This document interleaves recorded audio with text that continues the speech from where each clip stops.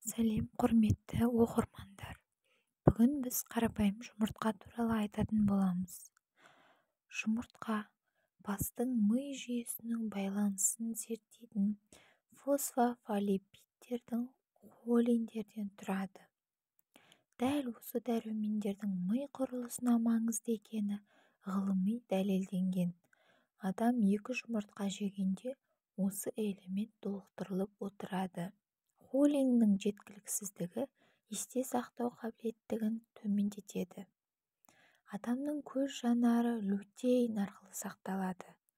Жаңа зерттеулерге сәйкес жұмыртқада лютеиндердің көптігі анықталды. Лютеин көздің жақсы көруі мен нашар көруін зерттейді.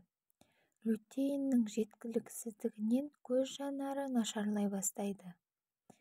Жұмыртқаның құрамындағы Д витамині адамның сүйегін қатайтып, тістің мықтылығын сақтайды және жүрек-қан тамыр ауруларынан сақтайды. Ғалымдар жұмыртқа құрамындағы холестерин фосфофатиттермен тең болғандықтан адамға зиянсыз екенін дәлелдеді. Ол ағзадағы холестеринді жояды. Жұмыртқада омега-3 қышқылы бар. Ол жүрек, қан тамыр ауруларының алдын алады. Америкалық ғалымдар жұмыртқа тағамының жеңіл диетасын пайдаланып, таңертең жұмыртқа жеп тұрса, адам 2 есе тез арықтайтынын анықтады. Жұмыртқа ағзада ұзақ жүріп, күні бойы көп тамақтанудан сақтайды. Миға әсер ететін холин онкологиялық ауруларға да қарсы күреседі. Сондықтан жұмыртқаны тұрақты жеп жүрген әйелдердің 18%-ның сүт безі қатерлі ісігі азайған. В дәрумені жыныстық гормондарға әсер етеді. В9 дәрумені бала миының тез дамуына көмектеседі. Сондықтан В9 дәрумені бала көтеретін әйелдерге қажет. Бір жұмыртқада 7 микрограмм дәрумен бар.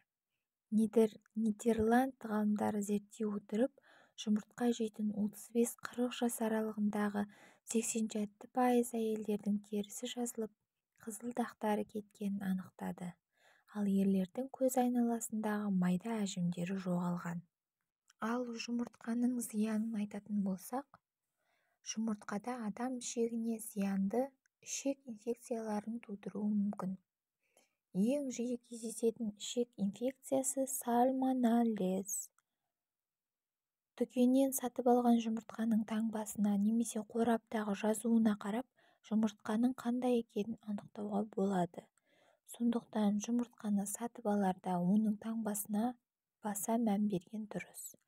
Жұмыртқа сыртында Д деген жазу болса, онда ол диеталық жұмыртқа деген сөз. Оның сақтау мерзімі 7 күн. Егерде С деген жазу болса, ол столовый деген сөз. Демек, асқа пайдалануға арналған жұмыртқа. Егер ондай сыртында жазу болмаса, міндетті түрде қораптағы жазуға мән берген дұрыс. Себебі қорапта барлық мәліметтер, сақтау мерзімі, қандай санаттағы жұмыртқа екені жазылады. Жұмыртқа сыртында отборные, таңдаулы деп тұрса, онда ол сапасы ең жоғарғы жұмыртқа деген сөз. Ал бірінші санаттағы деп тұрса, онда ол таңдаулы. Екінші, үшінші санаттағы деп тұрса, одан да ары қарай кете береді. Ал қолдың жұмыртқасын сатып алған кезде, үйіңіздегі тауықтың жұмыртқасын жинаған кезде сырты лас болып тұрғанын көреміз. Оны тазартып, жуып, тазалап, бір ас қасық тұз салып жуып алсаңыздар, сыртындағы бактериялардың барлығы өледі. Біз не пісірсек те, қандай бір пирог болсын, бір салат болсын, бір торт болсын, барлығына жұмыртқа қосамыз. Жұмыртқа бар нәрсенің бастамасы, основасы болып табылады. Жұмыртқасыз шықпайды тортымызда, пирогымызда. Сондықтан да жұмыртқаны қандайға арналған, не үшін арналған екенін біліп жүрейік. Және менің арнамды қолдап, лайк басып тіркеле отырыңыздар. Сау болыңыздар.